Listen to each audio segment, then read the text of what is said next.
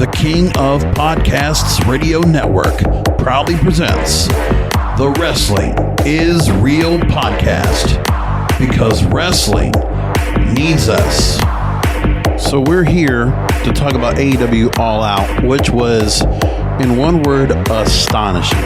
An awesome pay-per-view of some magnitude I can't even think of. The IWC Twitter is abound and buzzing right now. It is a fever pitch because of everything that happened. You get debuts of Adam Cole, Bay, the American Dragon, Bryan Daniels. Ruby Soho comes in for an appearance, and CM Punk has his debut match in AEW. Shit. You want to talk about a turning point, a watershed moment. I like to use that phrase every so often. This is a fucking watershed moment. AEW they truly did take a big step tonight, and they just said, okay, All Out, literally the pay-per-view name, that's what they did. They threw a lot of cards out there tonight in one shot.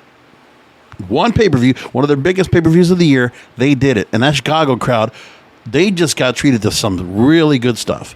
Let's go ahead and talk about the competition point.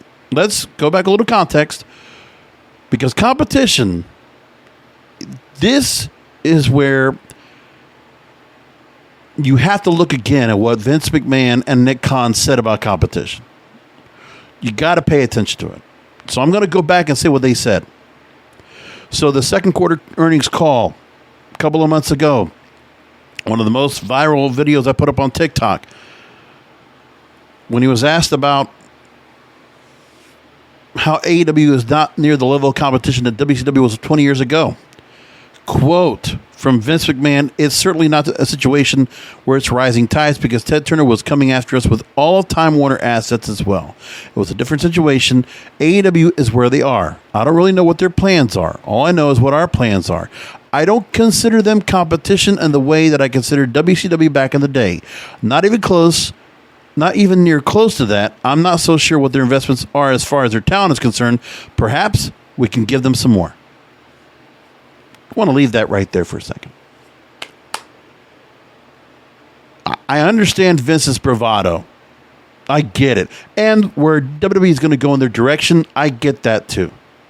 But this new wrestling alliance right here, with AEW given a big fat spotlight, they're forcing WWE right now to pay attention to their competition, because what they did tonight, ultimately, AEW is now going to start getting some of the diehard WWE loyalists to start looking at AEW now. There's going to be some people now. This is like that moment where WCW got the notice. It was like that first Nitro in 1995. They got to start. It's like the Hulk Hogan moment. People say, okay, what's going on over here? What is this happening over here on this other wrestling show that I've been shitting on because it's Cody and the Bucks and whatever, and who's this Tony Khan guy and all this shit? And look at where we are now. Coming up on year 3. Tony Khan spending some money. And so far, making the changes he's going to do, adding people on. The one thing you got to ask yourself, and this is where I want to come into it, is that my curiosity is how all these stars will get utilized, how he has all these people under contract right now. And will that deviate from the initial mission of getting new stars over? Because we understand that a number of these stars right here that got brought up, when it comes to CM Punk, bringing in Bryan Danielson and Adam Cole, there's a lot of matches to be had, but where are they going to be in the whole lexicon? Are they going to be veterans that have been around for a long time that are going to work with the younger guys and help build up new stars? I mean, this is the place you want to be now. Everybody's starting to feel that way. There's no question there. So we got that, and that's fine. But ultimately, we have a lot of guys that are in here that are coming in I mean, Bryan Danielson and CM Punk, they bring a lot of years of experience and a legacy that, precedes them from Ring of Honor to WWE to now. And then you come up here with Adam Cole, who is in the middle of that. 32 years old, in his prime right now. And he had, even before his NXT run, his AEW run, his Ring of Honor run, was tremendous. We should never forget about that and what he's gotten to where he is now. Because I think that's something that's going to be said right now, where he's going to be here. Because he spent so much time, all those years in Ring of Honor. Almost a decade there. 8 years there. And now he's here, and the chance to go and do so much now for him, but also Adam Cole with a number of years, 13 years in the business as well. There's just so much veteran talent right now that has been brought in. There will still be the detractors on the WWE side, those traditionalists that are just going to look at, they just see what WCW was, ECW was, they're going to shit on it, no matter what. And I'm not going to say which podcasters out there are going to continuously be at the end. At this point, if you're not willing to go ahead and show some respect to the other divisions out there, much like CM Punk said in a promo at the end of the Saturday Night Dark that he just put on YouTube the other night, either check us out. If you don't, then shut the fuck up. Like it's now that attitude that's coming in. And I don't know what these loyalist fans, these guys that were so diehard, like you have to consider this is a win for AEW.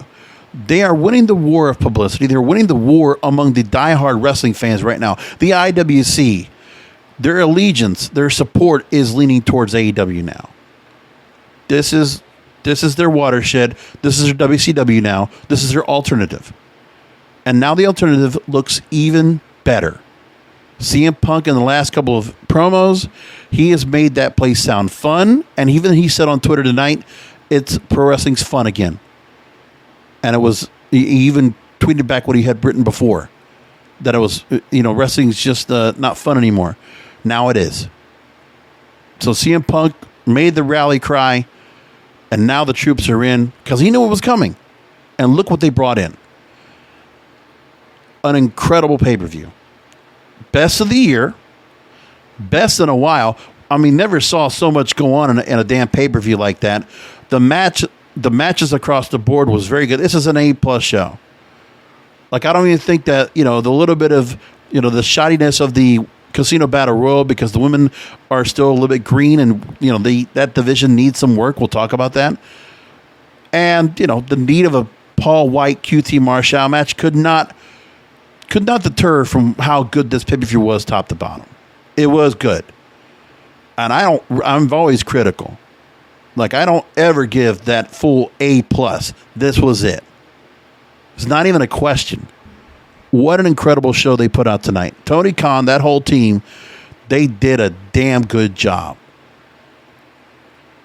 And then go on to Nick Khan talking about, in the same conference call, because we got to bring this up.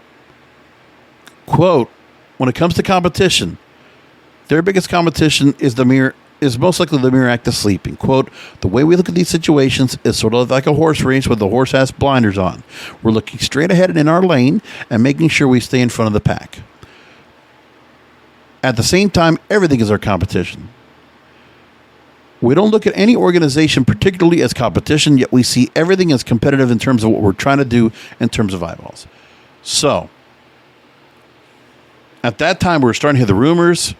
Well, all the rumors are true.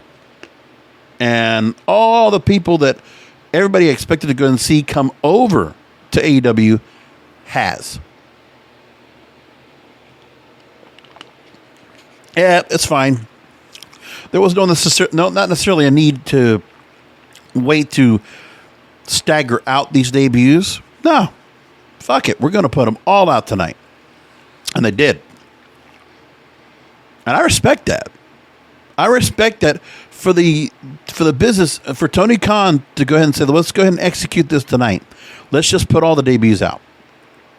That's huge. You could have, in WWE style, they would have staggered them all out. You know, all those bag of tricks. No, AEW, they're the upstart. They're going to just put it all out there. Why not? What a juggernaut it's going to make to the ratings. Like the ratings are going to spike. They could, I mean, I really feel like 1.5 million for Dynamite and 1 million viewers for Rampage is now, that's possible. I really think that's a good chance. At least the first couple of shows now, I could totally see that. There is no reason where AEW cannot stay over 1 million viewers with all their TV programming. Their shows on TNT, I mean, with what they're doing right now, it's not logical to see where they can't pull over 1 million viewers every show now. Because Tony Khan just delivered a number of stars, just enough to make people go ahead and consider Wednesday night to watch Dynamite and to consider to stick around an extra hour to watch after SmackDown. They just did it with all this. So a lot of people to bring in there. And I mean, the other thing too is that I feel like the stars they brought in, I really feel like all those stars are going to fit in well in that organization because of the camaraderie that they have so far. I mean, there can be a lot of criticism you can make over some of the stars they brought in that have been mainstays of WWE, but, you know, I wouldn't say so much. I mean, you know, Matt Hardy coming in, or Christian Cage coming in, or Miro. I mean, that's understood. Or Chris Jericho. But I don't think that way here. I always looked at AEW with a different look. For everybody to go and just think it's this WCW mentality, the mistakes that were done in WCW and other organizations and TNA, they're not being done here. And they are really trying to create that environment of a fun wrestling organization. I'm really surprised on how far they've been able to go with this and how they're going to be able to keep doing that. Because of the money that's going to come in, hopefully, and how that works out for everybody. Like, I want to find out how that's going to turn out down the line. Actually, it was late July was when Vince and Nick Khan actually made those comments. But I thought that was important to put into that context here. Because this only benefits the rest of the organizations around them. Because, I mean, there's just so much there. So much interest. And just think of all these stars that are here and what's all that's going on. You know, I'm still at a bit of a loss for words as to what happened. And what they did is amazing. It really is amazing and mind-boggling at the same time. But they did such a good job tonight. And that's the best I could say. Like, I got to take some time to really think through what the magnitude of what this is. But the first thing I thought about was that WWE needs to keep their eyes peeled. They have to look at what the traditional professional wrestling model is delivering at AEW right now when it's done at its best. And we know that AEW is not perfect because even their TV show, there are certain things that can still be worked on. It's a company that's still growing. And they're still making some moves. They just added a new hour of programming. And, you know, there's a lot of pieces that are moving around here. And what they're doing. They have quite a few factions. They have a way of not making the mid-card look cheap or look inferior compared to the main event. Because the main event, I don't feel like it's even like a main event portion. There's a lot of people around that area that are just stars that feel main event like. And I really feel that way. Because when you look at the stars they bring up and the younger stars and how they're positioned and how they're being brought up when it comes to Jungle Boy or Darby Allin or Orange Cassidy in that same vein, it just feels different. There's just a certain a certain rhythm to how this organization runs and the seriousness of everything. I mean, there's something about AEW. I mean, the one thing I've been watching now in the last couple of weeks, because I finally got myself into the routine to, just watch on my phone and catch YouTube before I go and watch Raw. I'm usually either in the shower or something, or just getting ready to go ahead and have some dinner or whatever, and catching Dark and Dark Elevation for the last few weeks. And looking just even in that show, the fun they're having on there is very laxed. And when you see the matches, it's just boom, boom, boom, boom, boom. There's not a lot of fluff in there. You're just seeing kind of tryouts and stars that getting a chance to do a quick squash match, get a showcase, and you're just stacking them up. And that's all they're really doing. So that show just moves fast. And then the pacing of Dynamite is just really well done. The way this match, the way this pay-per-view was done, the card was done very well. And, put it like this too. To finish it with Kenny Omega and Christian Cage at the end of the night, with Omega going over, and to give us this surprise, the multiple surprises at the end of the night, yeah, that's a hell of a way to finish that pay-per-view, because it would have finished flat. Because you could have had that Lucha Brothers Young Bucks match at the end, and that would have tore it up. You could have had the MJF Chris Jericho match, and that would have done very well at the end of the night. But to have your traditional end of the pay-per-view, and the way they ended with Christian Cage on Dynamite getting pummeled, and the same thing happening again, and then all of a sudden, you do get Jungle Boy and Luchasaurus coming out for the rescue, and then Adam Cole coming in to hopefully even the odds, and then it doesn't happen. Then Bryan Danielson comes out and does even the odds somewhat, and clears out the heels. Like, it was a hell of a job to finish the night across the board. What an incredible pay-per-view. I can't even, it's so hard to try to, I don't even want to nitpick this show. It was just so damn good. It was really good. We're going to run through it. Got to do that right now. I just can't keep going on just praising, because I'm going to praise throughout. So I missed the pre-show match, the buy-in. Best Friends, Orange Cassidy, Chuck Taylor, and Wheeler Yuta, and Jurassic Express, Jungle Boy and Luchasaurus, Marko Stunt over the Hardy Family Office, which was Matt Hardy, Private Party, Isiah, Cassidy, Marq, Quen, and the Hybrid 2, Angélico and Jack Evans in a 10-man tag team match. I missed that part.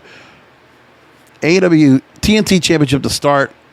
Miro against Eddie Kingston was a physical and brutal match.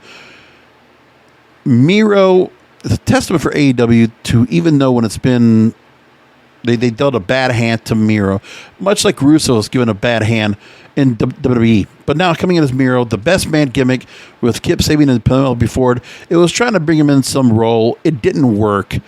And they figured things out. They made Miro a monster, made him a beast. And that guy is an incredible TNT champion. Unstoppable, unformidable, and physical, brutal. The guy looks like just looks like $1 million. Good promos, good work in the ring, strong. Eddie Kingston, very physical match with this. I feel like Miro's booked better than he was at any time during his run in WWE, right? I really do. It didn't take much, but they have figured things out with this guy. And that match with Eddie Kingston was very good. And the way they put the whole show out tonight was actually quite good. In terms of the timing, like, I got to go and look back at how long the matches went. But overall, the timing on these matches were quite good. Nothing felt like it was too long. 13 minutes for the TNT title, which is good. 12 minutes for Jon Moxley and Satoshi Kojima.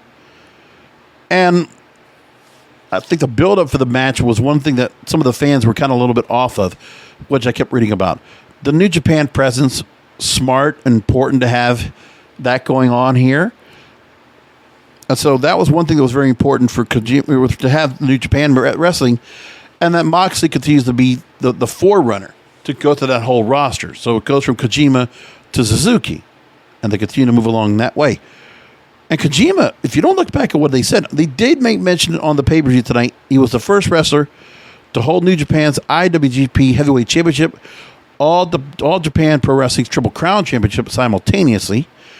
And in America, he actually was an NWA champion. He beat Rob Conway back in 2014, the pre-Billy Corgan era of the National Wrestling Alliance, when it was not in its great days. And people like Adam Pearce held the belt. And there was, the organization was not getting the kind of attention it's getting now. It was kind of, in a very low end of things. But NWA survived, and Billy Corgan is now kind of brought up to a level that's very respectable again, which is great. And so AEW could have brought some background to some video, if they could get some video from New Japan. But if they did, it would have been kind of dated because he wouldn't look like he is now. So you just had to trust Moxley to give the promos to kind of build this guy up.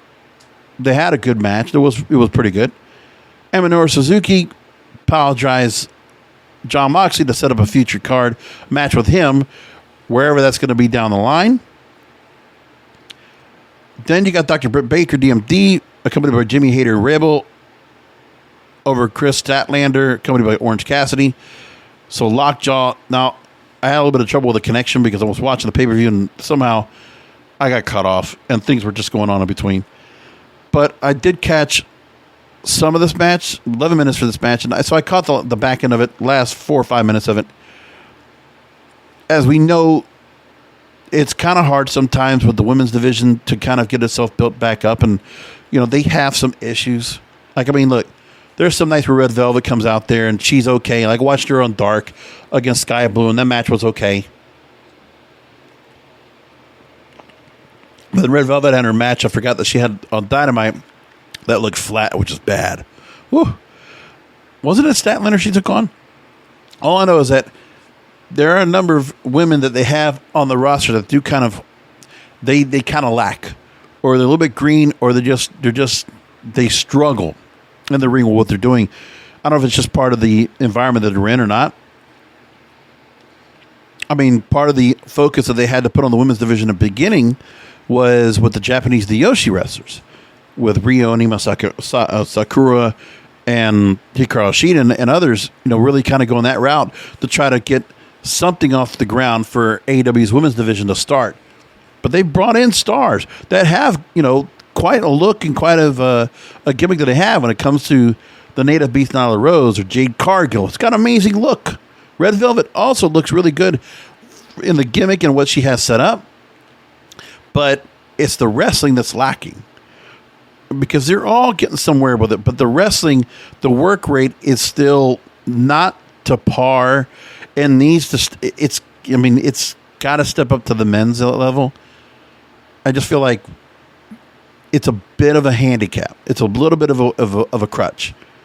It's not all of them, because they got a number of good stars in there. Even when they had it tonight in the Casino Battle Royal, you could just see a little bit of just that faltering that goes on. But the women's division, now this was the highlight of the women's division, where you have Britt Baker, who's been strong, very good as a champion here. She's gotten better as she's gone along. Chris Statlander, undefeated coming in. And this match was very good. And actually, Statlander looked really good in defeat because of how they finished off that match. It wasn't just the lockjaw. Baker hit Pittsburgh Sunrise, and that was a 2 count. And then I forget what other movie. She had another like a DDT, I think it was, and also a 2 count. So Statlander was durable. She was tough. And Lockjaw was just enough to get her out there, because she couldn't even, I don't know if she even tapped. I think she just submitted. It was just like a referee stoppage. So Statlander looked good. And, they just brought her up there now to have that title shot. But down the line, they're going to work on that. And now you got Ruby Soho that they had to win the Casino Battle Royal. That will get that title shot against Britt Baker. So, you instantly bring her into the mix. And there's other stars that are being worked on to get better. I really do feel like, I don't know why Thunder Rosa did not get the win tonight, but they don't want to go back to that match again for whatever reason. Thunder Rosa keeps getting held back from being in that title match for whatever reason. That sucks. But, I think they're just trying to make it that eventually when that title change happens for Thunder Rosa, it'll be a big deal. I don't know why they haven't done it yet, but like that's one of the women besides Britt Baker. I'm really rooting for Thunder Rosa. It pissed me off that she didn't win tonight. But Baker looks strong here. Good match. And then you move along to what is still, I mean, out of all the great moments of the night, the damn World Tag Team title match with the Young Bucks, Matt and Nick Jackson against the Lucha Brothers. That shit. Wow. Wow. That was something else. I mean, this is the thing. I will say that the cage probably wasn't necessarily, I mean, if they could have made it, a no DQ match or just lights out or something like that, I mean, whatever they could have done to even the playing field, but the only way they could even the playing field was to put the cage in, which they did use. They did use it, and the match was really great. There's quite a few people, even like Brian Alvarez, saying that's one of the best cage matches he's seen in a long time, or one of the best cage matches ever. That's great praise.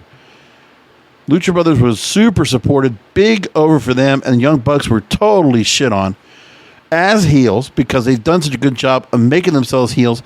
And hey, you want to talk about the EVPs holding on to the belts? Well, not tonight. Young Bucks dropped the belts. And a damn big match. 22 minutes. This match you could watch over and over. It was really good. The storytelling, the way it was set up. I don't make enough talk about Rey Fénix and how damn good he is, along with Pentel Cero Miedo. But Young Bucks playing scumbag, heel, methodical, no flipping flopping right here. They were just, this heel tag team of the Young Bucks, it's fun to watch. They are really great to go and watch and do all this together. And this crowd just ate it up. Don Callis' commentary was great here. The crowd is lashing out with fuck the Bucks. Fuck the Young Bucks. Then you got asshole chants. You got you sick fuck as soon as Matt Jackson comes out with a thumbtacked sneaker to use in the match, which then got turned on them. And then also to finish up the match, you see Fénix just take a dive 20 feet down to all those guys down in the ring. Just an incredible match. A whole lot of shit going on, but that was a great match. The best tag team match I want to say in AEW history. Best tag team match they had. An excellent title change. And then the thing is that you raised that bar in the middle of the night. It was just match 4. And halfway through the pay-per-view, you still got a couple hours left. Got a lot of matches left. And no, man. It's like, that's the level we're going to top that. And I think that's really what set up the rest of the night, about how big a deal the rest of the night had to be. And then you had to go and move over. Look, you still had Punk and Allen. Punk and Darby Allin, you had Cage and Omega, and MJF Jericho. They all had to step up after that tag team match. That is crazy. So move along to Casino Battle Royal. Nyla Rose, Thunder Rosa, The Bunny, Big Swole, Ty Conti, Diamante, Penelope Ford, Red Velvet, Hikaru Shida, Amy Sakura, Jade Cargill, Kiera Hogan, Abaddon, Lila Hirsch, Colin King, Rebel, Jimmy Hayter, Anna Jay, Riho, Sky Blue, and the Joker was Ruby Soho. 21-woman Casino Battle Royal for AEW World Women's Championship match. That Battle Royal format altogether is always going to be kind of like, what it is. A little clunky. But I think what really stood out is Ruby Soho coming out as a Joker. Was a nice debut for her. And she was definitely a little bit overwhelmed. Seeing that crowd with all the praise they had for her. A deserved praise. What a bad deal she had. I personally think she had a raw deal in NXT and WWE myself. I always felt she got a raw deal. I always heard about what she had done in other organizations and just saying, she comes in here and what an absolutely different look. You just got to say to yourself, man, Ruby Riott comes in like, what is this company going to do with her?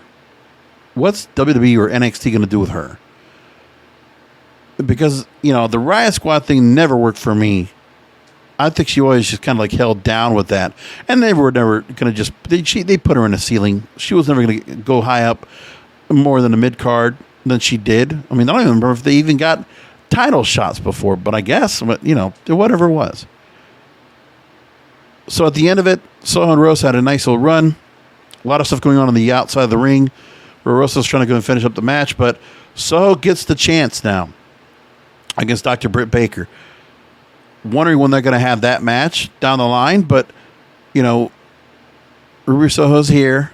Good for her. I just don't want Thunder Rosa to be lost in the mix. Because overall, there are a number of stars that, I do really like in the women's division that I am rooting for to do better. I'd like to see Thunder Rosa do better. Thunder Rosa, I love. She's amazing. The Bunny, I like as a character. Ty Conti's great, but kind of been left in the background. Diamante and Penelope Ford, good like a girl. She's getting better. Red Velvet. I want Red Velvet to kind of turn things around and just get it all together. I'm hoping she does, because I think there's something about her where if she can really get her work rate up to a certain point and really cut the botches all out, she could go a long way. I can see why she's there. Abaddon, I don't see much there. I feel like at some point she kind of fits like, put her with Kimberly and Su Yung over in Impact Wrestling, because some of these type wrestlers here come in like an inner realm type of feel. Always feels kind of weird. Maybe Abaddon needs to join Chaos Project, something like that. I don't know. Lila Hirsch, what a good match at NWA Empower. Colin King, Jamie Hayter is also very good, and she's in a tremendous shape. She looks amazing right now. And Anna Jake's glad to see her back on Dark. She got the return over there. That was really cool. And Sky Blue, I can see where everybody likes the appeal of her. She's very cute, and she's not bad in the ring. I don't know, but she's very small, but we'll see how they work out. And like I said, Jade Cargill, that's a specimen. She is a specimen, and I just think there's so many women stars that they are building from kind of the ground up, which they get quite a few of them to go and work Dark all the time, so that's good for them. But the development of the women's division is what needs to be worked on. I'm thinking like in another year, we'll see that women's division get better. I really do. Keep working with the stars they have, because I think there's potential in all the ones they have over there. And a number of the stars they've been bringing on board that they're definitely kind of holding on to and trying to do something with. I get it. I can see why. And so let's work down the line and see what happens with them. Match number 6 was Chris Jericho and MJF. If Jericho loses, he must retire from in-ring competition. So, to me, I actually thought MJF would actually get the win here, but they didn't. This is also compared to what they've been doing before. Like, it was another good match with them. Was it going to make much of a difference to see them come back out and do this match again? Well, that was the only match they even involved the Inner Circle and the Pinnacle, when you think about it. Like, we had a match with that came on Dynamite with Santana Ortiz winning over FTR, which was really cool. But yeah, there was nothing with the Inner Circle and Pinnacle until this. And then Hardy Family Office and, seeing the Best Friends and, Jurassic Express, and seeing kind of like the other groups that are out there together getting a shot and getting some place to be in. Team Taz, not on the card.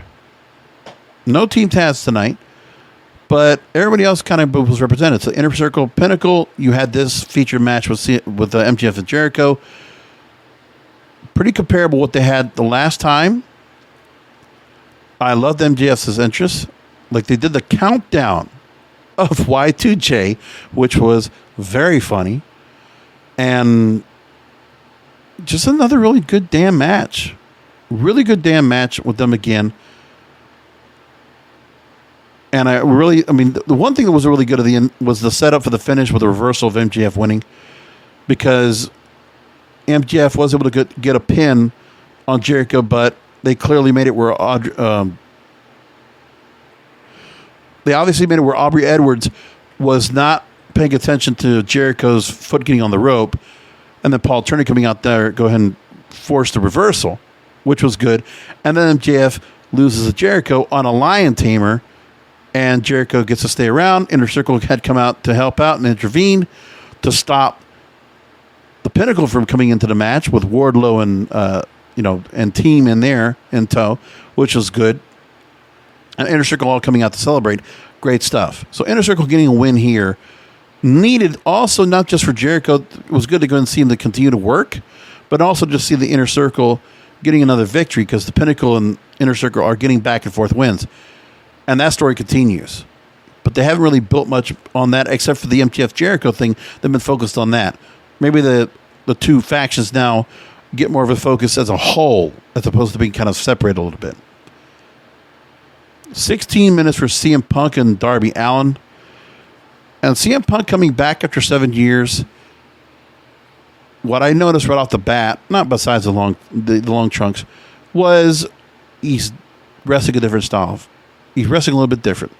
Wrestling like he's a veteran.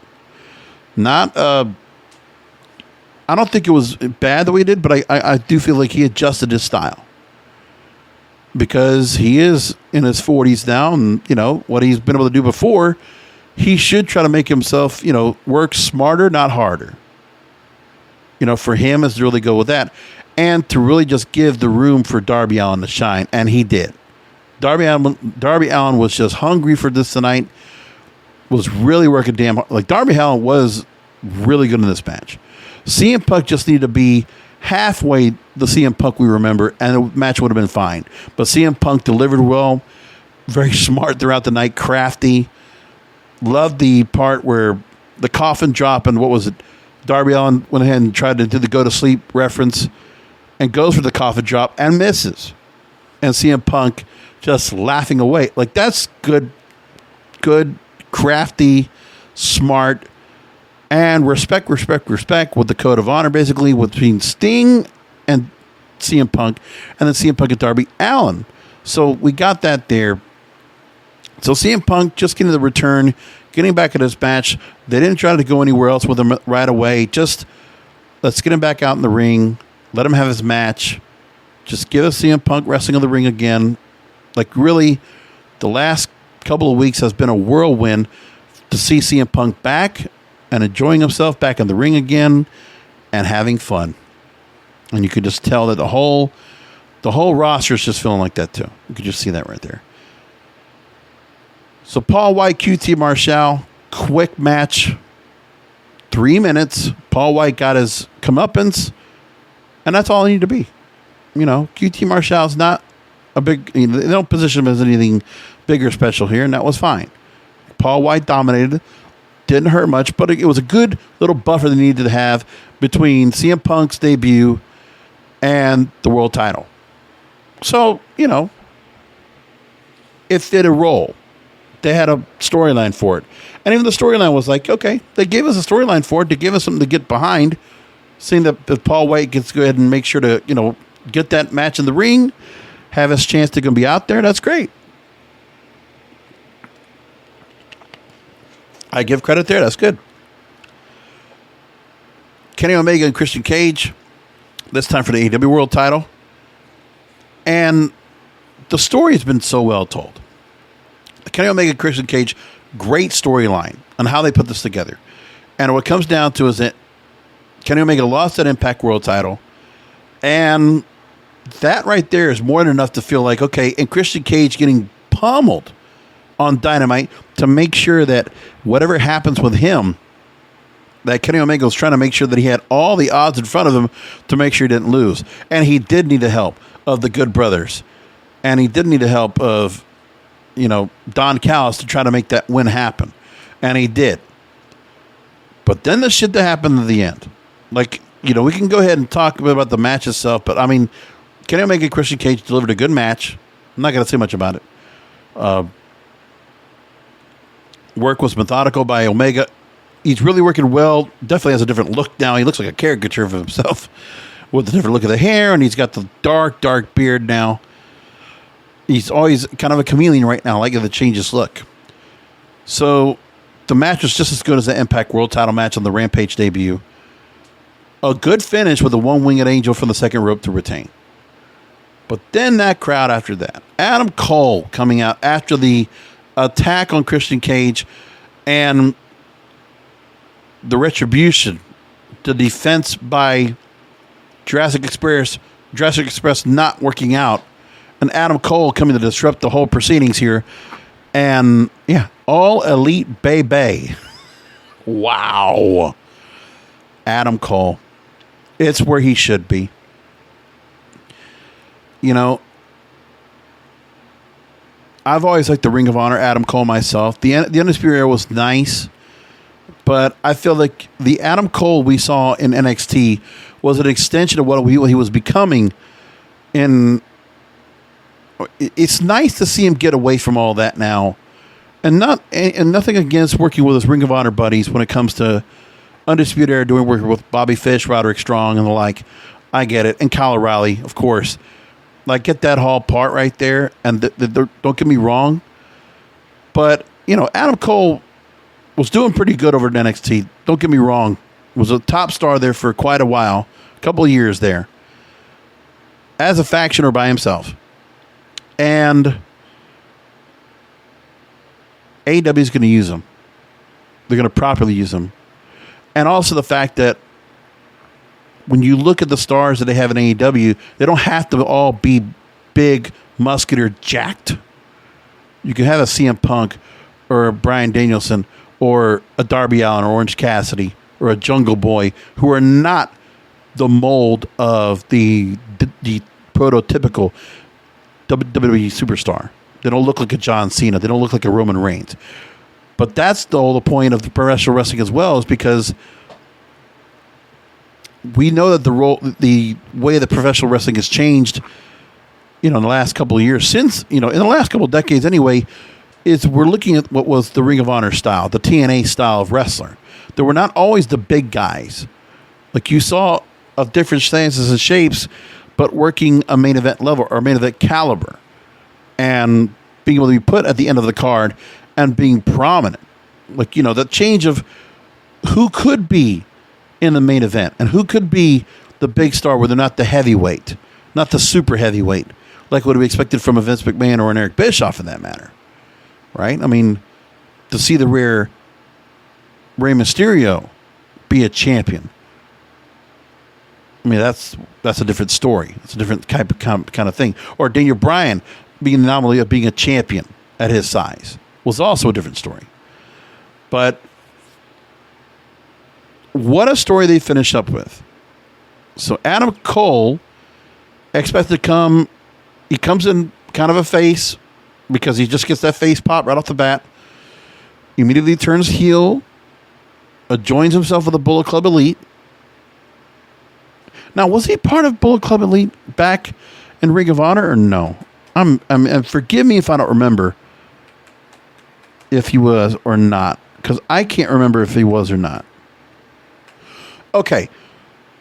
So there was a point that the Elite had reunited in 2017. And let's go back before that. Hold on. So he was part of the Elite and Bullet Club. In early 2017, being the Elite provided the background for an angle that culminated on the World's pay-per-view with the Elite turning on Adam Cole, kicking him out of Bullet Club. And there was tension between Cole and the Young Bucks. And then there was an angle with a story that involved tension between Cole and Omega and their fight for the Young Bucks' loyalty, introducing Marty Scurll, who would go on to be Cole's replacement in Bullet Club. Ah, yes. So I forgot he was actually a part of that. So Adam Cole was part, but I mean, yeah, that's what it worked out to kind of understand that whole situation. But after everything, that's the one thing I guess that's a little bit confusing to me, is that Adam Cole, his allegiance is now with the Bullet Club Elite again, and with Kenny Omega, because there was a falling out. I remember hearing about that, but you know, they didn't make much more about it. But that was back at Ring of Honor. Then shortly after that, Cole's in WWE. He's there for a while, 3 years and plus, or or 4 years, and then here we are. So Adam Cole debuts tonight, which would have been great in itself, but no, because of the fact Adam Cole turned heel and joined himself back with the Bullet Club. So bygones be bygones, I guess. And then all of a sudden, Bryan Danielson comes out. He did not come out to Final Countdown. He did come out to Flight of the Valkyries, but the original classical version, which, public domain, so he could do that. And there you go. Shit. I am in awe of the way that show finished up, the way the show went all together. A+ pay-per-view. No doubt about it. And I was looking on Twitter before I got on here, just looking at the whole thing that was going on and how everybody was just kind of really together.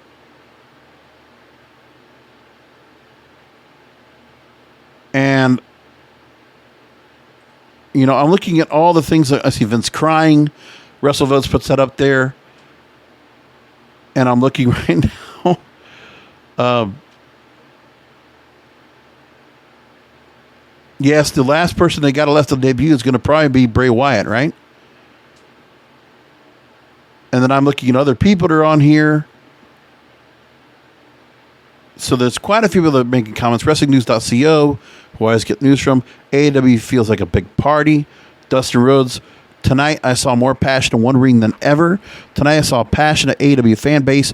Those two things make for an incredibly energetic show. Incredible. Jay Cargill, AEW is unmatched. The Real Virgil writes, how did Vince fuck this up? That's pretty good. Taz, absolutely phenomenal show tonight. Pretty sure is the best I've ever been at. So proud to be part of this machine. Huge congrats to all the wrestlers, production announcers, referees, and creative. Thank you all to who purchased, who were in the building. And I will say this too. So the response, will there be a response from WWE coming up from their Madison Square Garden show they got for SmackDown, a big feature show they're going to have Friday night? So we have to see a pretty big number pop from the fallout from AEW All Out. Dynamite should get a pretty good pop of a rating. I don't think it'll get 2 million viewers. It could be wrong. I think 1.5 is a feasible, reachable rating live for them to get. With all that happened tonight, I don't see how that is. But this show is going to get a buzz for a while. I mean, this is the big. They had the buzz for CM Punk debuting, but now we got Bryan Danielson and Adam Cole coming in tonight. That's just going to be another level. Just crazy. I don't know what WWE is going to be able to go and do if they are just going to stay in their lane. Here's the thing: you're going to ask yourself, and I got to ask this stuff on Wednesday night after we see what happens. How can it's going to be? I would think it has to be hard for WWE to go ahead and just stay in their lane unless they have some really good ideas of what they're going to do. But tonight, they will be smart to go and pay attention to what's happening here, to what they're doing, to what AEW is doing. And for the New Wrestling Alliance, for NWA, AAA, New Japan, for Impact Wrestling, there's a benefit for all that happened tonight for them. I have to think that. None of these stars are not going to be making over to those organizations, but I still think the kind of exposure that AEW is getting right now will resonate down the line to what's being done across the board. Like, you're going to have that part going on as well. I really do feel that. Great stuff. Really great pay-per-view. We're going to leave it right there. So much more to talk about it. When I look at the 30,000 foot above the ground level and take the full overview of what this means, what this pay-per-view did tonight, the magnitude, what's the lasting effect that this makes right now on the pulse that is professional wrestling today, you got to ask yourself that question. Like, it's kind of hard to do that from an instant response. Only, an hour and a half ago watching the pay-per-view and trying to give that instant response now, that's tough. But this is the part where I'm going to stop right here because there's much more to be said, but I want to go ahead and let this sit in. And let all of you just take this in. And just relish in what a great night of professional wrestling it was, period. For all professional wrestling fans, this was a great night. If those of you did not want to watch because you have some kind of a detriment, some kind of an indifference, your own personal indifference, I can't help you with that. But if you've been upset with what WWE's been doing with you in terms of the wrestling we've been fed down our throats for years now,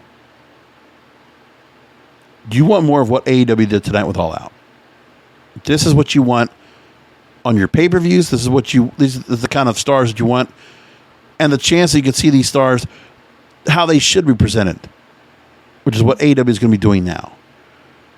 It's quite a juggling act that Tony Khan has now going forward with all these stars he has coming in. And the Microsoft he's going to be getting from all the IWC now as a result. Because he just fed them, the IWC basically had a collective orgasm tonight with what happened. A collective orgasm. Seriously. I've never seen so much positivity on Twitter in a long time. Wrestling Twitter is elated. They're having an epiphany right now. They are overjoyed. And that's great for wrestling. So come back this Wednesday for another Wrestling is Real podcast because wrestling needs us. Thank you for listening to the Wrestling is Real podcast. You can find all previous episodes at wrestlingisreal.com or subscribe to the show on all major podcast outlets, including Apple, Amazon, Google, Spotify, and iHeartRadio.